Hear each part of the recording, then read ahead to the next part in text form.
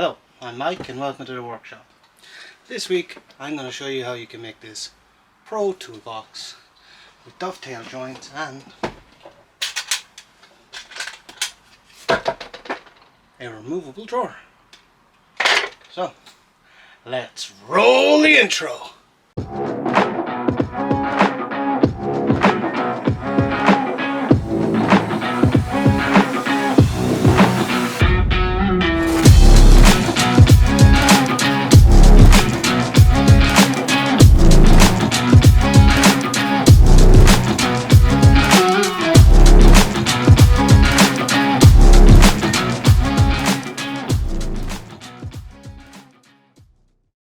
Right, so the first thing we're going to need to do here is have a look at the drawing, see what we're going to make.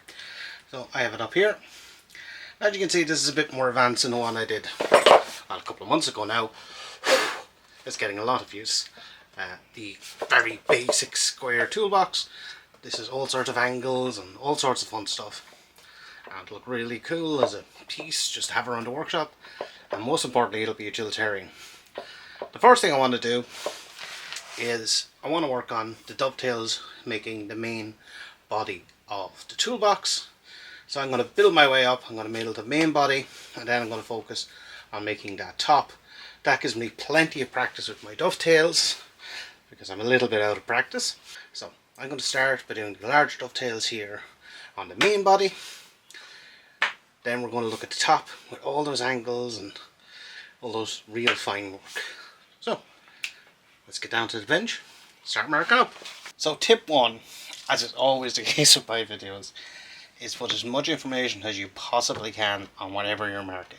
So you can see here I set it aside, I've picked what my top is, I've picked my outside face. I've done the same here on my end.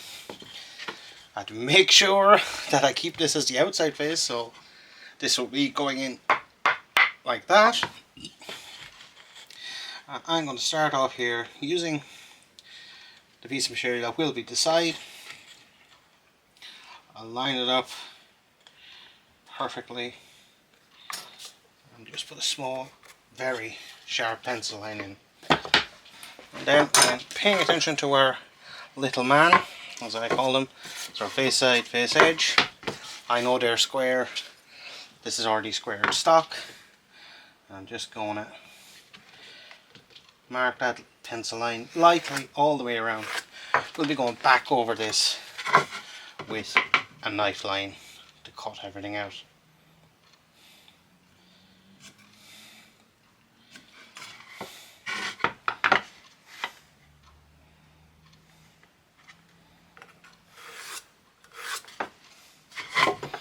This really just gives me where I'm going to stop and start all the lines I'm going to cut with my knife as I go along, and a good idea of how everything is going to lay out. So the next thing I want to do, you can either mark what's known as your pins or your tails first. I like to mark my pins first and then sit them over and mark them. The first thing I'll do, I know this is my outside face, I'll put this in and then we'll start marking out. I have taken the time here to work out all my spacings. So I know I'm starting on the 10 and then it's 15s all the way up. That's how I'll mark out my top here. There are alternative ways of doing it. You can do it with the dividers, work it out that way. But I have the CAD program, so that's how I did this one.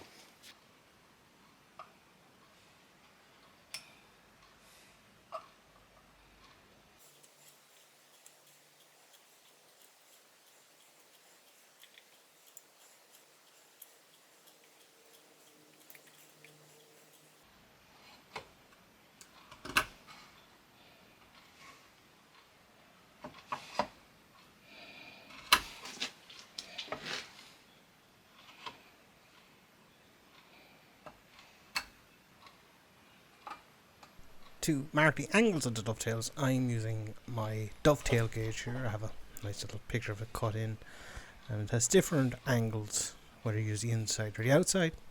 For softwoods you want to use a steeper angle. 1:6 is the standard, And for hardwoods, you want to use a shallower angle, which is 1 to 8. You can always just set this using a simple template or bevel gauge. And for hardwoods, you want to use a shallower angle, which is 1 to 8. You can always just set this using a simple template or bevel gauge. But if you're going to be doing a load of dovetails, something like this only costs a couple of quid, and it really does speed the process up for you.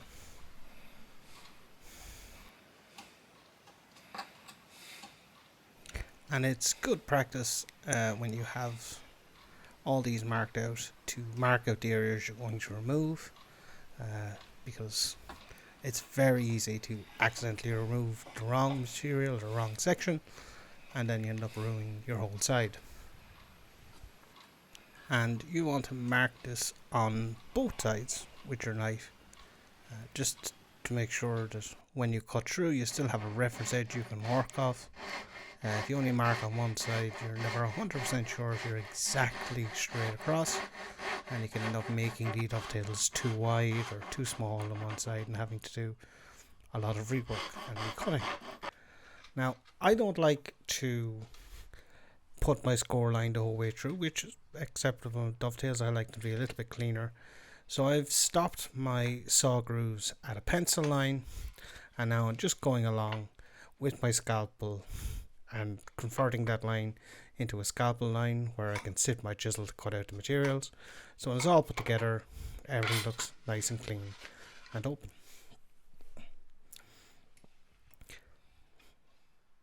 When I have that done, then we move on to removing the excess material. And now we enter the shameless self-promotion part of the evening. I'll put a link up here for my shoulder jig. I find it vital for getting nice, crisp dovetails. So, just put the piece in and start cleaning up.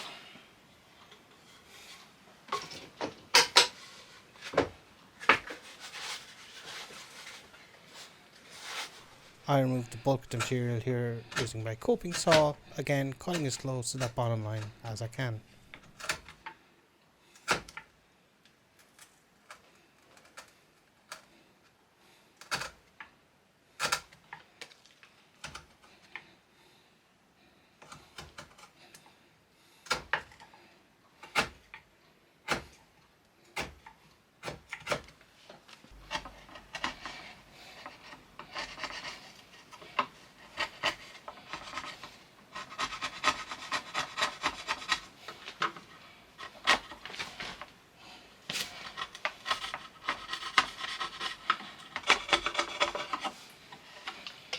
So, now we have one side done. We need to transfer these marks. I'm going to show you a little tip that I use for this. So yeah, whether you do your pins first, your tails first, this should work. So, here we go. I happen to have a workbench, so this is quite handy with a vise on it. But you can do the same thing I'm doing here just by clamping a piece to the face of a normal table. So what I like to do is put a sacrificial piece along my bench top or my tabletop, then clamp in the piece I want to mark fairly close to flush. So tap it down gently so the faces are flush, and then we have a little gallows. We have a little platform upon which to do our marking. So I like to line everything up nice. I always look down, just in case I've been a little bit over generous with these. I'll always line up the back edge of what I'm marking with the edge of the cuts here for the bottoms of the dovetails. And I'm going to make sure this is okay, and just use hand pressure and the scalpel. And like all things with a scalpel, several light passes are better than one heavy. I don't want to get right into that edge, because this knife line is going to be the exact finish dimension. If you go heavy or you go too high of an angle like I did there, you can either run off from what you're marking or cut in to whichever you're marking. Oh. I'll mark all of these, making sure nothing moves. Making sure my lines are nice and tight. Just come back, go over them all again. Make sure I have a nice groove. Pull it away then. We're all marked up. And I like to leave that there so I don't get confused. And right now, put an X through what we're going to cut away. When I'm cutting my pins, I like to cut to the line because at this stage I've done hundreds of them and I can pretty much get it bang on. Now if you're not as confident, you're just starting out, leave a bit of that line and pair it in. It's very good practice. But if you want to try this, I'm going to show you a very simple way of getting a good clean start, and eventually you should have to do very little fettling and they should go together. Now again, you want to be very careful when you're doing this. So what I like to do is I'll just get a chisel, and because I've marked that line fairly deep across the top, I can cut to it. And I'm doing this for demonstration purposes. Never put a chisel to work yourself. And just cut that out. Now what you create then, assuming that all your lines are in line, is a perfect little shelf to sit your saw in and start cutting. I can just rest my saw against that shoulder now, and I know how to start spot. Just follow my nice line down. And I'm tight on both sides.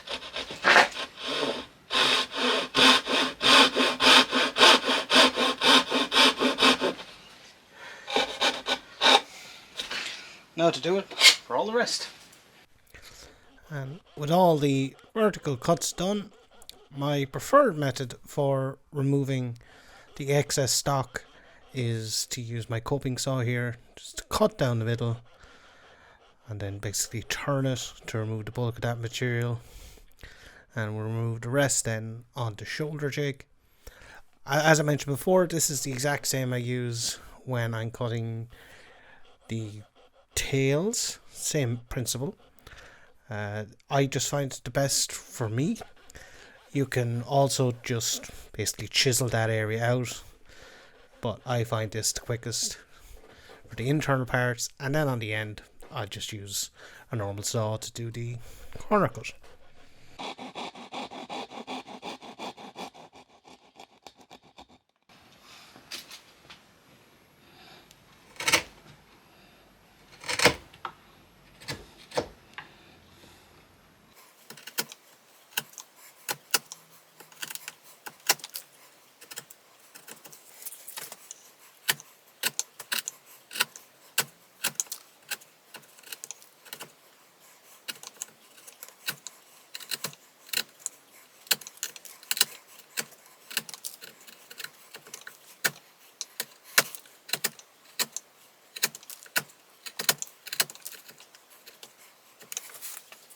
So I went ahead and did all the joints. So right here on camera for the first time, definitely haven't put this together, completely forgetting to film it. I want to see if this all works out. So as I said, mark as much information as you can, because this is handmade. And although all the dimensions are the same, some of these will fit into others, others won't fit into those. These are all matching pairs, so make sure to put them together as you made them. So I'm going to start with B because I'm a rebel, and why would I start with A?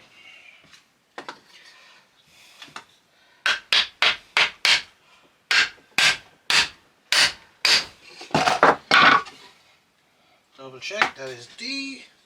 That is D. And again, just using a, not again, but I'm using a piece of scrap here to spread out my blows, because after all that work, cutting everything right, I do not want to end up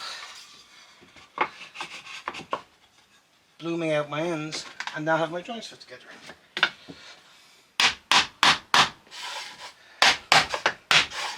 So this is just about the level of tightness I like.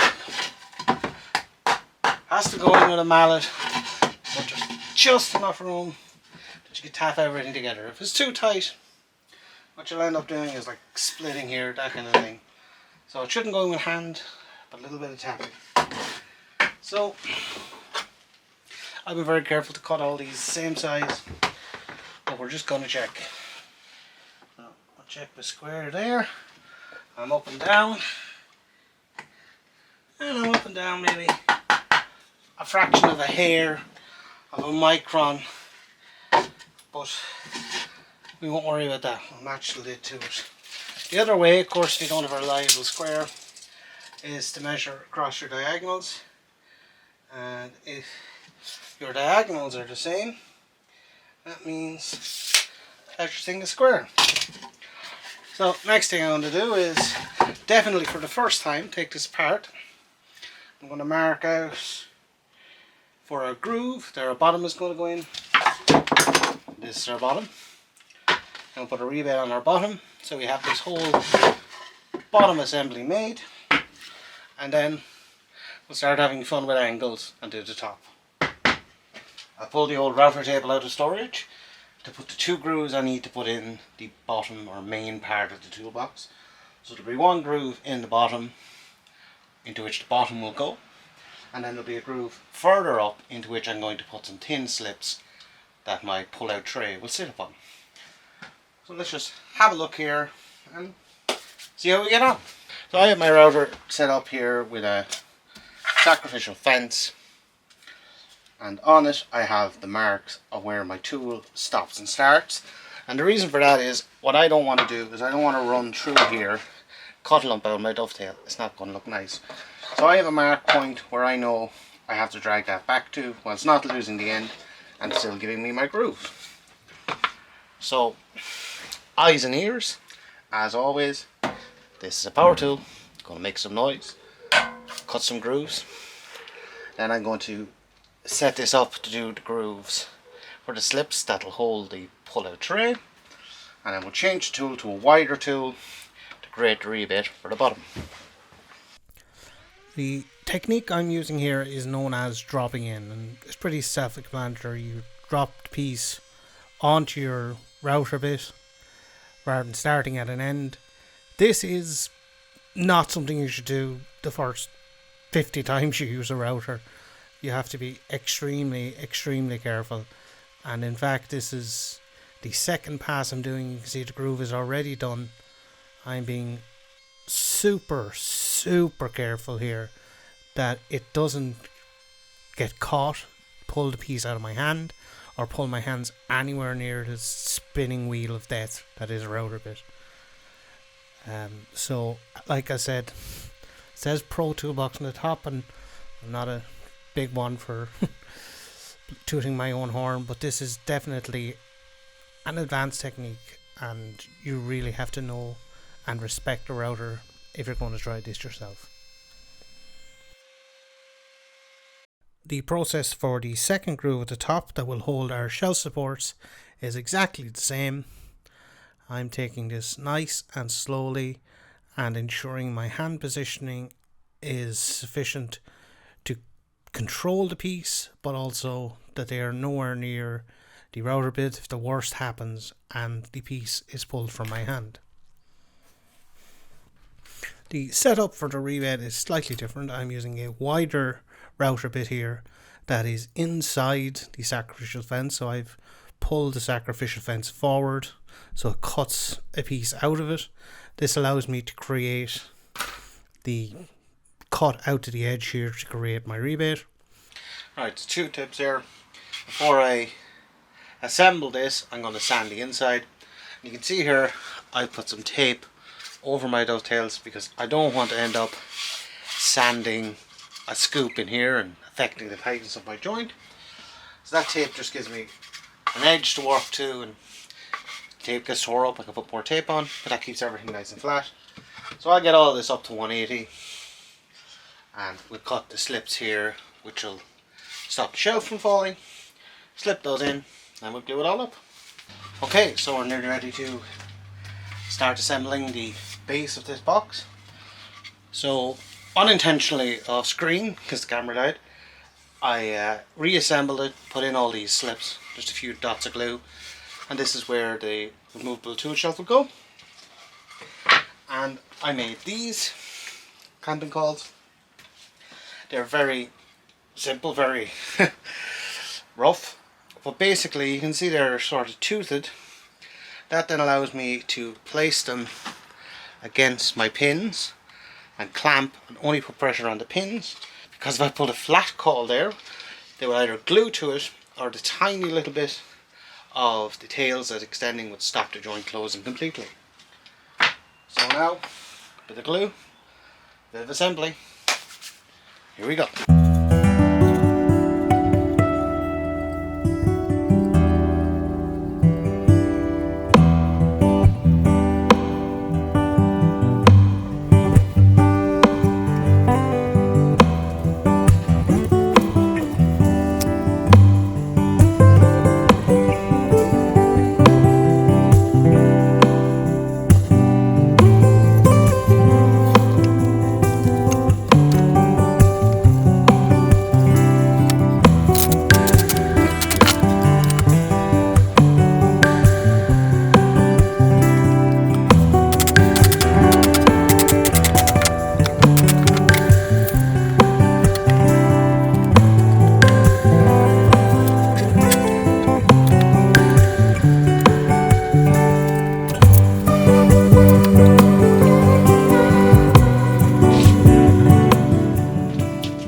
So, now we have our main box done. Let's start working on our lid. So, the lid is taking the form of sort of a traditional enough metal toolbox design. Never seen it in wood, but hey, why not? Let's have a bit of fun. So, to start with that, I have all my material out and I have marked up my ends.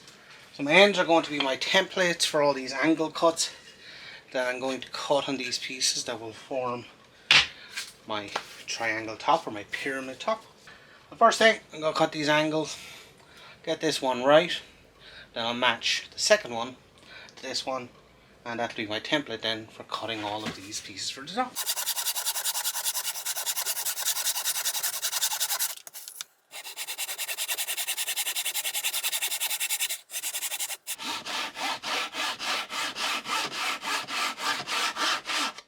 Like that, we have a perfectly matched pattern. Now it's time to start cutting our pieces for the top. This little tool is super handy and not very expensive. It is a magnetic level. Just goes on the blade of your saw. You set it square, set it to 0, and then you're able to really finely adjust the angle of your saw. Much better than the readout that you'll have on the front. This was vital to getting this top absolutely perfect. As I said, I am using the end caps I've cut here as templates for everything. So I'm just basically using it to give me my spring point for all of these cuts. So I'll mark where the division happens, and that's the width at which I will set my saw. I'll be cutting these, leaving myself just about enough to plane off the rough edge and give me, you know, a couple of microns for fettling to make sure I get these joints as perfect as I can.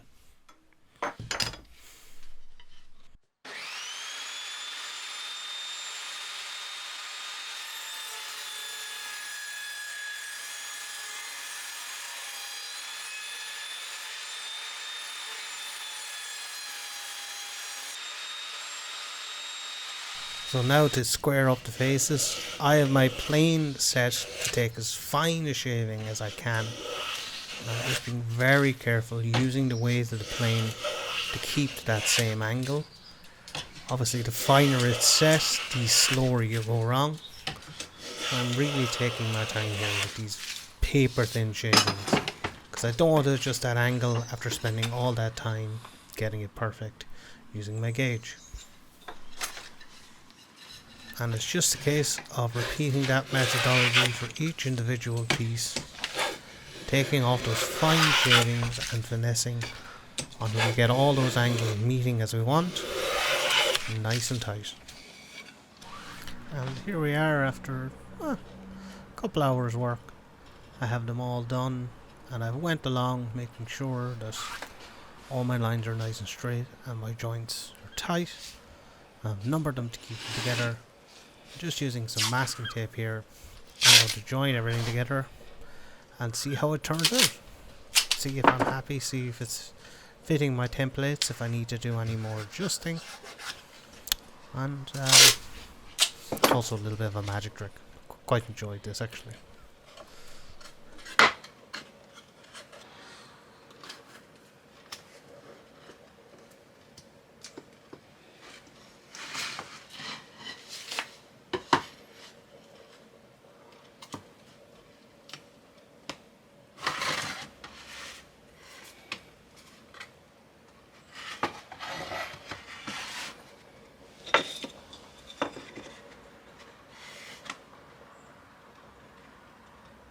So the final thing that'll help me here when I eventually glue this up are these two pieces that I'm taping in, which are the exact full width of what I need.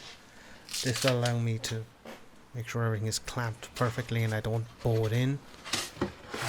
But it's super strong even just with tape, and the joints are really tight. So I'm quite happy with that. So now it's time to move on to cutting our dovetails. Off camera, I cut all these pieces to the same length. The process here for cutting these dovetails is identical to what we did on the main body.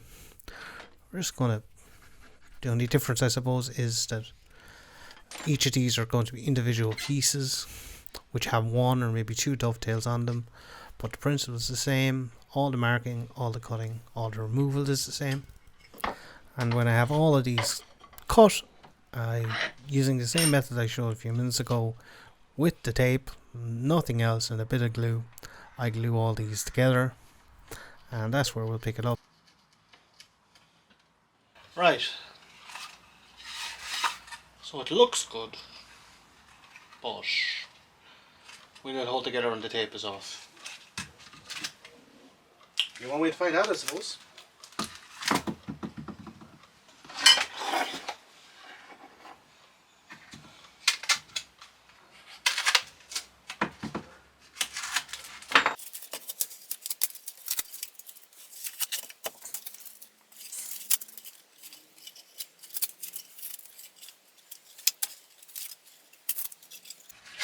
Of course, if you put it on from one side to the other, you should be able to peel off all the fixing bits from one side. Hasn't fallen apart yet.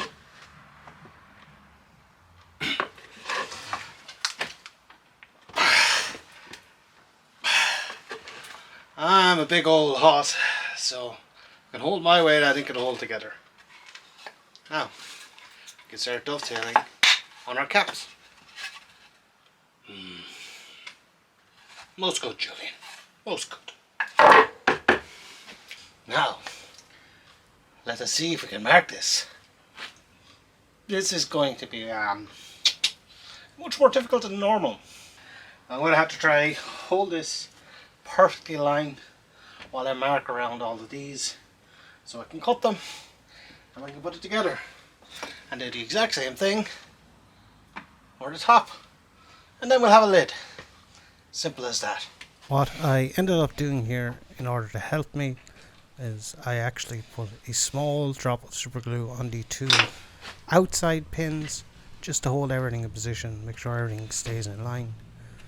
And here, like I said before, light passes, cut out that area, and then the standard, cut the material out, chop it, use the shoulder jig, and we have our ends in here. Now I am toward the end of the video because I've done a lot of these things in the video so far, truncating this, so I'll be going ahead to when this is assembled, and the basic assembly for the drawer is identical to the main body. so I'll be just kind of jumping that as well. If you'd like a longer form video, this is already going to be quite a long video, comment down below and I can put a director's cut of this out for everyone to enjoy. So I kind of went through a lot of thought in terms of doing this end cap. I decided to go and have the grain continue all the way around the lid. That does create a slight problem. We're okay here on the sides, we have a bit of cross grain, it should be fairly strong. But here in the very middle, that's entirely straight across. So once all glued together, I'm confident it'll be nice and strong. But just to stop it breaking while I'm cutting it out, I'm actually going to pin this pin.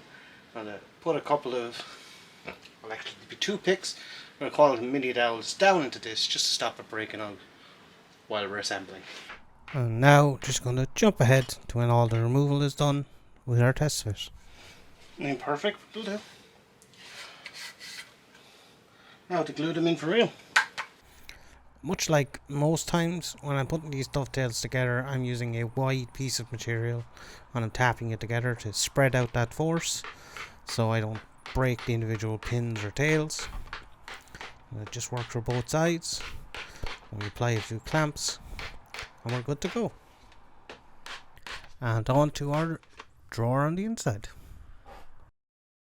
Right, so we have our little drawer made. Exact same principle as the main body, the inside base. Next thing I'll do is I want to put a handle in this drawer. I'll have the sketch here, I'll throw it up in this corner. So this is just basically meant to make it easy to drop out. And for that we're actually going to do one more piece of joinery here. We're going to put a little wedge tenon on the ends here, so our drawer will sit in, be wedged on each side so it can't pull out. So I have this marked up, so we'll start cutting and then we'll have a look at the tenon.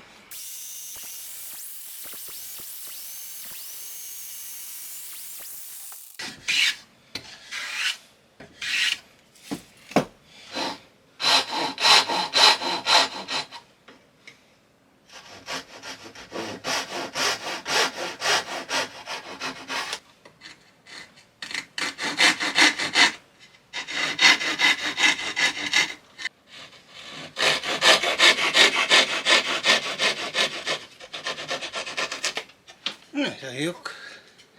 That's that shaped.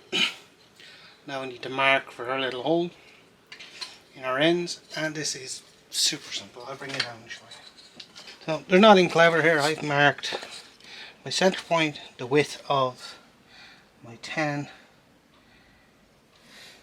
I lined it up here with my bottom.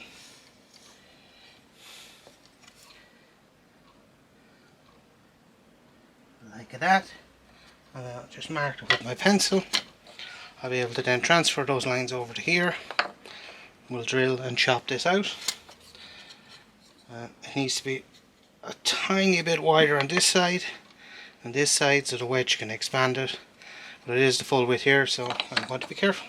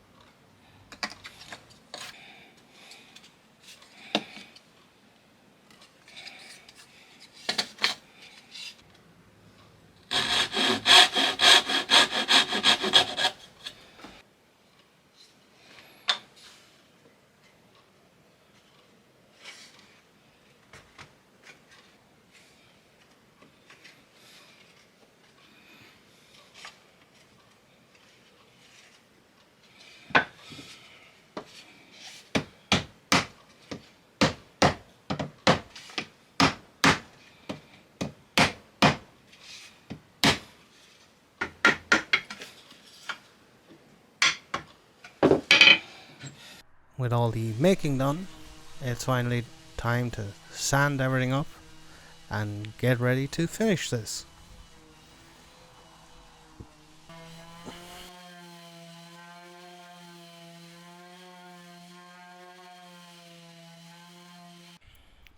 So one final thing I do have to do is make a handle, and if you've seen my replicating my grandfather's toolbox build, you'll recognize this. This is a 3-piece handle where the grain goes crossways. This gives a nice visual aesthetic, and also I'll be angling this, which will match in with the design of the top. This is very simple. We're just gluing our pieces up together, cut out our shape based on our paper template, and then just carefully push it through to create the angles on the side, and then sand, and finally shape with my router, and then we're ready to assemble. Rightio. So I want to put on my handle here. We're at the stage now for finishing. The handle is going to be part of it, and to put on the handle I'm using sort of a belt and braces approach. I've done it before. So I'm going to put 2 dowels from the handle into the lid. I'm also going to put a screw in.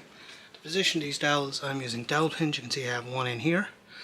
What you do is you drill your hole, and then you can stick your dowel pin into that hole, and it has a little point, and you just line it up where you want it, press it in, and then you can drill the matching hole in whatever it is you want the dowel. Now we have 2 little divots, which is where we need to put our dowel pins in. So I'm going to be very careful here not to go through, and these will align my lid, also give it a little bit of strength from pulling left to right. One thing I forgot to do was mark which is which, so that's A. And just put those back in. I just want to mark where the back is, because I will be putting a true hole here to give me a little bit of security for a screw.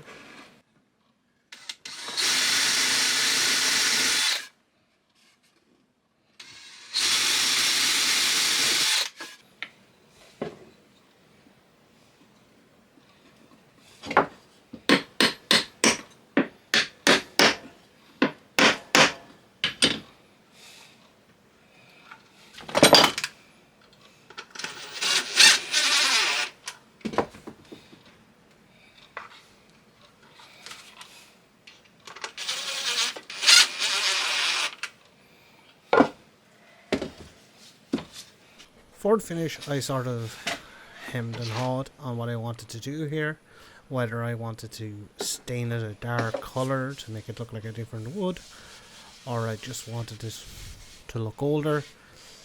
In the end, I decided to go with an antique pine finish to make it look like this box has been around forever. The lighter stain does tend to show off the joinery much better, and ultimately I'm quite happy with it.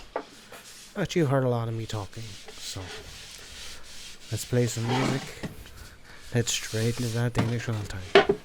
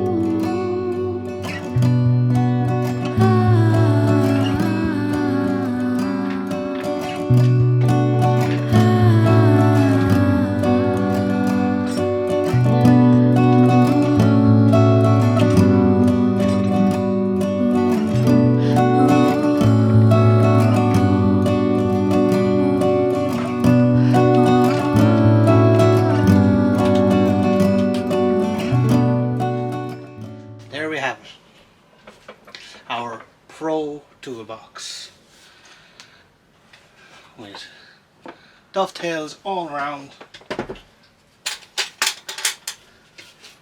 and a removable drawer for small parts. I have to say this has been really fun to make, and I will have it forever, and hopefully I'll pass it down in times to come. But this guy right here was also fun to make, and I'll also have it forever, and it has proven to do the job and stand up to the hardship, because this is where I've been storing all my larger wrenches, my pot riveters, all that kind of stuff I don't use a lot, but heavy stuff and stuff that could do damage to your cheap plastic toolboxes. I make 100 of these before I buy another plastic toolbox. So whether it is the DIY and you just want a quick toolbox that'll last you forever, or the Pro where you want to test your skills and have a nice heirloom piece, absolutely do try this at home, because it's fun and it's the best way to store your tools, otherwise they'll get damaged. So, be seeing you. Whether you cut the pins first or the tails first, that's entirely up to you, and that's an argument that's been going on internet woodworking forever.